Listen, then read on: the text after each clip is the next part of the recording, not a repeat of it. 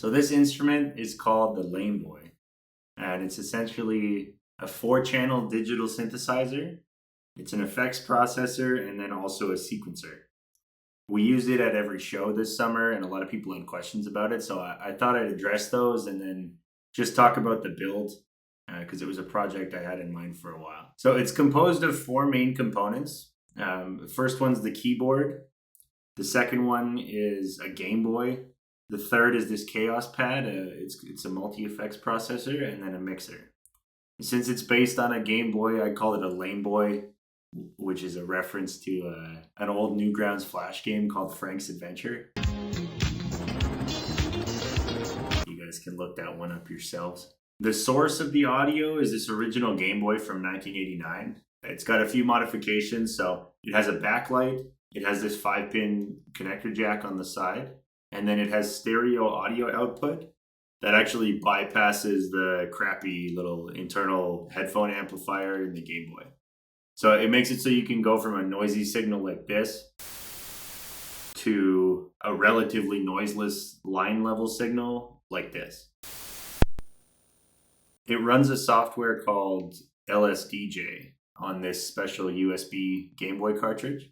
It's a pretty powerful software. It lets me design sounds using the Game Boy's unique 8-bit sound chip. Most modern digital synthesizers use high-resolution 16-bit audio. And what this means is that the software can position a speaker at one of 2,048 different positions at any given time. But because of the limited technology in 1989, the Game Boy can only place the speaker in one of 256 different positions at a given time. And in order to be able to make listenable music, they had to design a system that could play at least a few sounds at once. That way you can have a bass line and a melody and harmony and some limited percussion. So the result is that it's only possible to make 4 sounds at once on the Game Boy sound chip. And because it can only equal 8 bits total, each instrument needs to be pretty simple. So it has 2 square wave channels.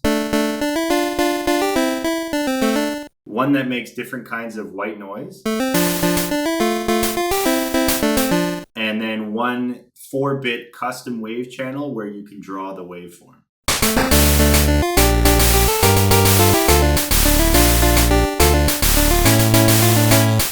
So you can see it's pretty limited, but working around the limitations of these sound chips is what gives old video game soundtracks such a distinct character. For example, to give the impression of a chord, instead of playing multiple channels at once and wasting the few sounds you can make at the same time, songs will often quickly arpeggiate between the notes of a chord just to trick your ear and give an impression of the desired chord.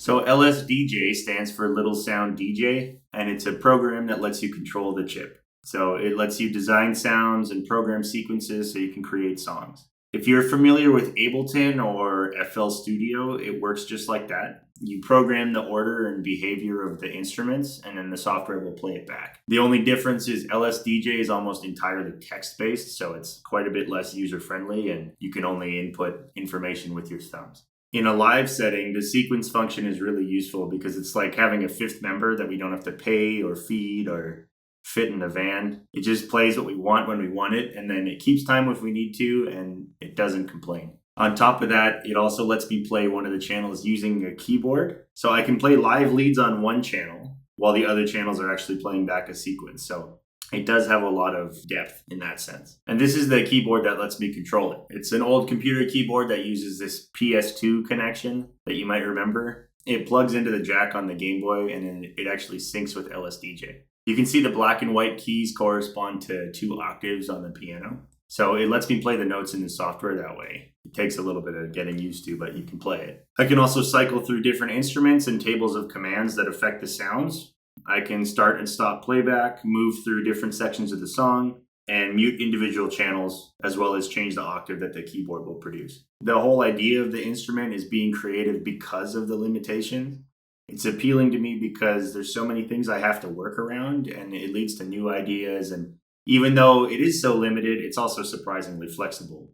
And also with a lot of modern synthesizers, you have so much freedom with what you can do that it's a little bit overwhelming. So it's kind of nice because software is powerful enough that you'll never really master it, but it's limited enough that you feel like you might be able to at some point. Despite the relative versatility of the Game Boy and the keyboard, I wanted to have some way to create a little bit more depth, just because it lacks basic features that many synthesizers have, like even just simple reverb or delay. So I needed to incorporate some sort of additional effects processor. I wanted something that had a lot of effects and still had a more natural input method than just knobs and buttons or like a display interface. So the other main component of this build is the Chaos Pad. This is a KP3. Essentially, it's a multi-effects processor. It can also be a simple sampler and a looper, and it has a few of its own synth sounds. The most unique thing about it is that it lets you control the effect parameters through this little touchpad. The X and Y values correspond to the different parameters of an effect, and you can get some pretty unique results from that. And that's what I used for the bass line and the bridge in that pup cover.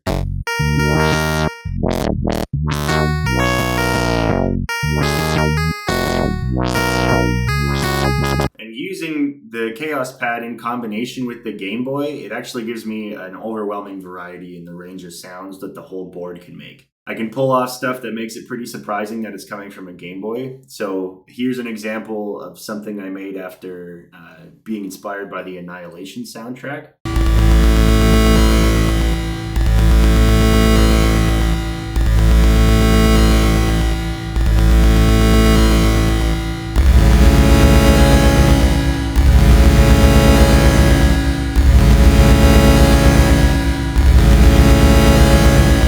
And you can see like the sound is unique. The nice thing is you can come to some new sounds that would be pretty hard to recreate on any other synthesizer just because of the combination of these two devices. Now, the mixer itself isn't that interesting on its own, but the way it's used is pretty important. Even though the Game Boy has 4 synth channels, it only has 2 audio outputs. I have one go straight to the PA when we're playing live, and that's where all the leads and everything goes. And then the other output actually goes through my pedal board, through an A-B switcher, so that it can take over the role of playing bass if I just want to go sing or if I want to play leads on the keyboard. And then the headphone output goes straight to Jordan's ears when he's playing drums, so he can keep time with the sequences. So that's basically the Lame Boy in its current state. But just like every project, there's a million things that I want to improve on. But as far as things that I can actually do, I'd like to add a small distortion pedal that all the leads go through, just so I can add a tiny little bit of grit and warmth to the sound before it hits the PA. Right now, the super clean square waves kind of clash with our noisy sound.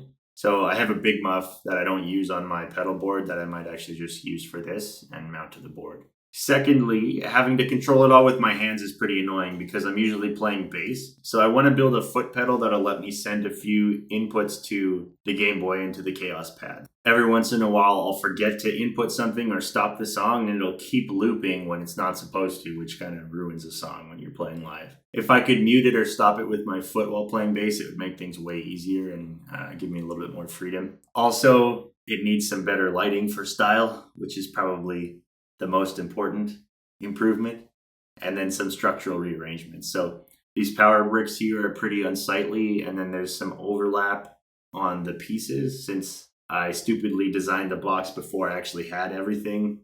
Unfortunately, I don't have the Lame Boy with me here in Texas, and I don't have any of my tools either.